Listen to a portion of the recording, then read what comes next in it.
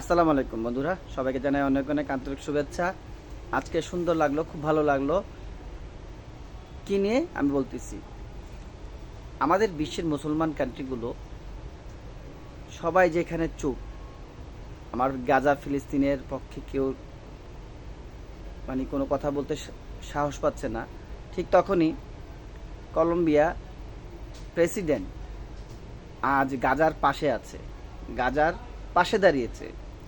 এটা আসলে অবাক, এটা আসলে খুব মানে আমি আমি বিশেষ করে প্রাউড ফিল করতেছি কলম্বিয়ার প্রতি, যে কলম্বিয়ার মতন একটা প্রেসিডেন্ট রাস্তায় নেমে গেছে।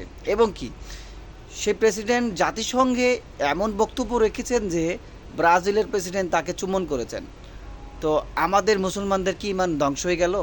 আমরা কি এতই মানে দুর্বল হয়ে গেলাম যে আমাদের সৌদি, কাতার, আরব আমিরাত, তারপরে কুয়েত, তারা কোনো কথাই বলছে না? সো গাইস, আপনারাও দেখেন, আপনাদের কেমন লাগলো বুঝেন, আমাকে জানাবেন। Salam aleikum.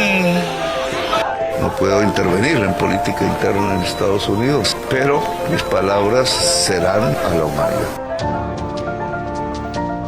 Lo que ocurre en Gaza es un genocidio. No hay que decirlo de otra manera.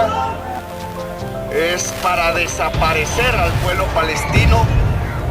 Y cuando hay genocidio, se comete un crimen contra la humanidad.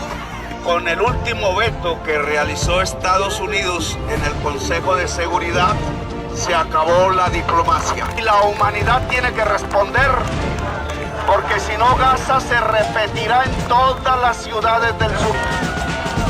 Si desaparece Palestina, desaparece la